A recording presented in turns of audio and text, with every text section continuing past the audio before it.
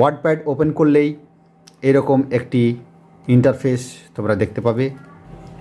এই দেখো ওয়ার্ডপ্যাডের এখানে বিভিন্ন টুলস এবং বিভিন্ন যে ওয়ার্ডপ্যাডে যে কাজ করবা সেই অপশানগুলো এখানে দেওয়া আছে। প্রথমে আছে ক্লিপবোর্ডে পেস্ট, কাট, কপি, তারপরে ফন্টে এখানে লেখার যে বিভিন্ন স্টাইলগুলো এখানে আছে।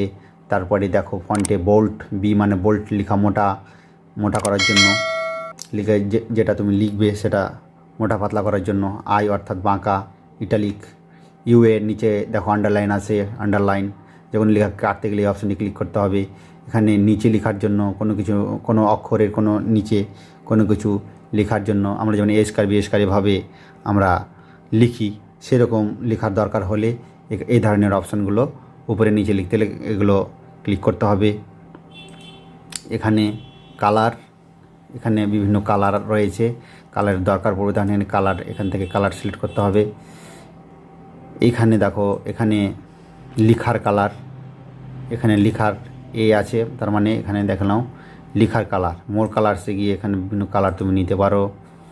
এখানে আছে লেখার কালার, এখানে একবার করে প্রেস করলে, আমি পরে আবার তোমাদেরকে লিখে দেখাচ্ছি, খালি একবার আগে আলোচনা করে নিই। একবার করে প্রেস করলে লেখা বড় হবে, একবার করে প্রেস করলে ছোট হবে। তারপরে আছে দেখো প্যারাগ্রাফ, এখানের অপশানগুলো লেখা ডান দিকে, বাম দিকে, মাঝখানে ছোট বড়, এখানে তোমার লেখার 1 নাম্বার, 2 নাম্বার, 3 নাম্বার এগুলো দেওয়ার জন্য অপশান এখানে আছে। এখানে পেজে পিকচার, ডেট অ্যান্ড টাইম ইত্যাদি কোনো কিছু ইনসার্ট করতে গেলে, পেজে কোনো কিছু নিয়ে আসতে গেলে এই অপশানে ইনসার্টে ক্লিক করতে হবে। এডিটিংয়ে find, replace and select all, এখানে এডিট করার জন্য পেজে। এখন আমি তোমাদেরকে পেজে কিছু লিখে দেখাচ্ছি। দেখো সাইজটা এখানে 11 আছে, আমি সাইজটা একটু বড় করে নিচ্ছি, 24 করে নিলাম, আর একটু বড় করি সুবিধা হবে, 28 করলাম।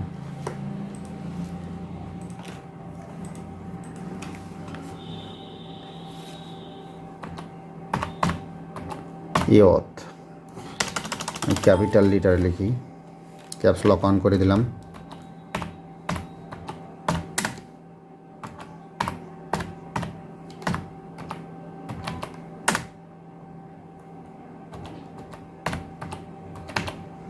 সেন্টার, আমি এখন পেজে লিখলাম ইউথ কম্পিউটার সেন্টার।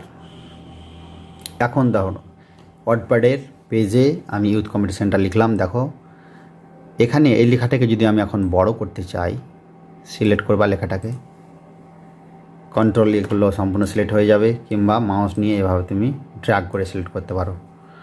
এখানে 28 আছে, আমি এখানে দেখো এখানে মাউস যেরকম উপরে নিয়ে গেলে ছোট হবে, নিচে নিয়ে আসলে বড় হবে।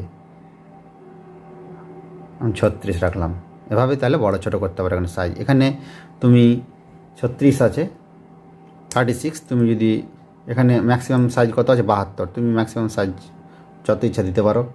আমি এখানে ধরো ম্যাক্সিমাম সাইজ 100 লিখলাম। দেখো তাহলে কত বড় হলো দেখো। যাই হোক, তাহলে তুমি এখানে ম্যাক্সিমাম সাইজ লিখে করে নিতে পারো। এবার আমি সিলেক্ট করে এখানে করতে হবে, যা করবা সিলেক্ট করে করতে হবে।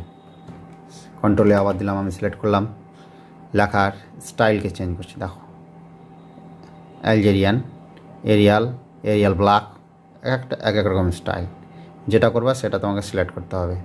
আমি এটা করলাম আমি, ঠিক আছে। এখানে আমি এক সাইজ, এবার এক সাইজ বড় বা এক সাইজ ছোট যদি করতে চাও, তাহলে এখানে এক সাইজ এভাবে বড় হবে, এখানে আস্তে আস্তে এক সাইজ করে ছোট হবে। তাহলে এই অপশানগুলোর ফন্টের এই অপশানগুলোর কাজগুলো দেখলে, এখানে লেখার ফন্ট স্টাইল, এখানে ফন্ট সাইজ, এখানে ফন্ট সাইজ একবার করে বড় করা, একবার ছোট, এখানে ব্ল্যাক, বোল্ড, এখানকে বোল্ড করতে চাইলে এই অপশান সিলেক্ট করতে হবে। এখানে লেখাটা বাঁকা করতে চাইলে ইটালিকে সিলেক্ট করতে হবে, লেখা বাঁকা হয়ে গেল, তোমরা লক্ষ্য করো। আন্ডারলাইন করতে চাইলে এখানে সিলেক্ট করবে, লেখাটাকে কেটে দিতে চাইলে এখানে সিলেক্ট করবে, লেখা কেটে গেল। আচ্ছা, আর কোনো কিছু লিখে তার ওপর নিচে লিখতে গেলে এই অপশানগুলো সিলেক্ট করে লিখতে হবে, ওটা পরে দেখাচ্ছি তোমাদের। এটা হচ্ছে ব্যাকগ্রাউন্ড কালার, এটা আগে তোমাদের দেখালাম। লিখবে তার পেছনের যে কালারটা করতে চাও তুমি, সেই কালারটা হবে, এগুলো ব্যাকগ্রাউন্ড কালার, দেখতে পাচ্ছ। তো তোমরা ভালোভাবে ধৈর্য সহকারে ভিডিওগুলো দেখতে থাকো, অনেক কিছুই জানতে পারবে, যেগুলো কম্পিউটার সেন্টারে গিয়ে কষ্ট করে শিখতে হয়। তোমরা বাড়িতে বসে তোমরা এই বিষয়গুলো ভালোভাবে জানতে পারবে। আমার টিউটোরিয়াল ক্লাসগুলো প্রত্যেকটি দেখতে থাকো। দেখো লেখার কালার চেঞ্জ হচ্ছে, এখানে কী হচ্ছে, লেখার কালার চেঞ্জ হচ্ছে, আর এখানে কী হচ্ছে, ব্যাকগ্রাউন্ডের কালার চেঞ্জ হচ্ছে। ওকে, লেখার কালারটা নীল করেছিলাম, নীল হয়ে গেছে। আমি আবার সিলেক্ট করছি, কন্ট্রোল এ দিলাম লেখাটাকে। এবার এইখানে ক্লিপবোর্ডের কাজ হচ্ছে কাট কপি পেস্ট। পেইন্টের ক্লাসে আমি দেখিয়েছি তোমাদের এই ক্লিপবোর্ডের কাজটি। এই লেখাটাকে যদি আমি এখন কপি করতে চাই, কপি করলাম, আবার পেস্ট করলে পেস্ট হয়ে যাবে। দেখো পেস্ট হচ্ছে, পেস্ট হয়ে যাচ্ছে। এখন আমি ডিলিট করব।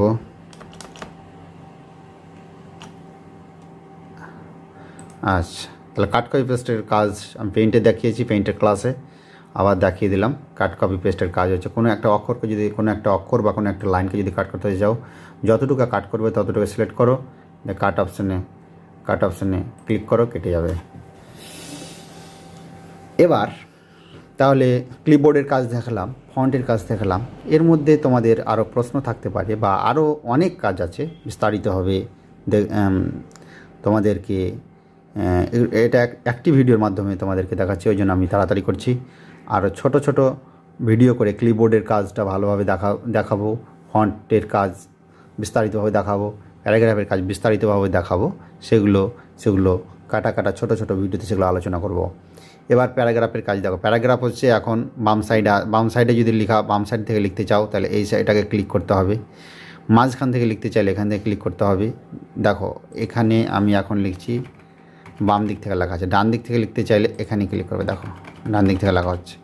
মাঝখান থেকে লিখতে চাইলে এখান থেকে, দেখো মাঝখান থেকে লেখা হচ্ছে। লেখাকে সমান করতে চাইলে এই অপশানে ক্লিক করবে, লেখা সমান হবে, ডান বাম সমান হবে, রাইট অ্যান্ড লেফট সমান হবে। এবার লেখাতে তুমি যদি নাম্বারিং করতে চাও লাইনে, তাহলে কন্ট্রোল এ করো, সিলেক্ট করে নিয়ে এখানে তুমি কি দিবে লাইনে, আমি 1 2 3 দেখো নাম্বার পড়ে গেল 1 2 3। তুমি যাই দিবে এখানে সিলেক্ট করে এবিসি দিতে চাইলে দেখো এবিসি পড়ে গেছে লাইনে, যেভাবে কোশ্চিন ছাপে আর কি। রোমান অক্ষর দিলাম। এবার লাইনের স্পেস, তুমি দুটো লাইনের যে স্পেস বাড়া কমার জন্য এখানে আছে। স্পেস যদি কমাতে চাও দেখো লাইন স্পেস কমে গেল, বাড়াতে চাও বেড়ে গেল, এখানে স্পেস আছে, লাইনের স্পেস। এবার পেজে কোনো ছবি আনতে চাইলে সেখানে ইনসার্ট অপশানে যেতে হবে আমাদের। ইনসার্টে পেজে কোনো ছবি বা পেইন্টে কোনো ছবি এঁকে তুমি পেজে নিয়ে আসতে পারো। মাউসের কার্সার যেখানে থাকবে সেখানে ছবি আসবে। আমি কার্সার এখানে করলাম।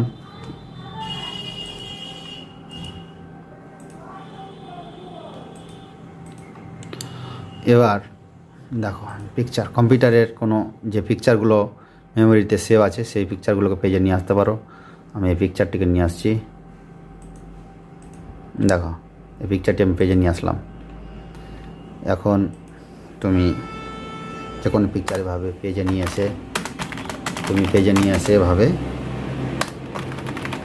দিতে পারো। এবার তুমি যদি মনে করো আমি পেইন্টে কোনো পিকচার এঁকে দেবো নিজে, তাহলে পেইন্টে যাওয়া, পেইন্টে তুমি নিজের ইচ্ছে মতো কোনো একটা পিকচার আঁকবে। ধরো আমি একটা সূর্যের পিকচার নিয়ে যাব, কালার করে দিই। তোমরা আমার পেইন্টের ক্লাসগুলো দেখবে, তাহলে পেইন্টের বিস্তারিত বিষয়, প্রত্যেকটি বিষয় তোমরা জানতে পারবে। আঁকার পরে এটা কেটে দেবে, পেজে চলে যাবে। দেখো পেজে চলে এসেছে। পেজটি ছোট করে দিবে। এইবার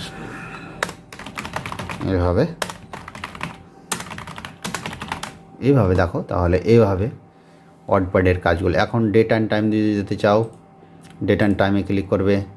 যে ফরম্যাটের ডেট অ্যান্ড টাইম নেবে সেই ফরম্যাটে ক্লিক করবে, সেই ফরম্যাটে ডেট অ্যান্ড টাইম পড়ে যাবে, সেই ফরম্যাটে ডেট অ্যান্ড টাইম পড়ে যাবে। এখন ইনসার্ট অবজেক্ট, এখানে আরও বিভিন্ন বিষয় আছে।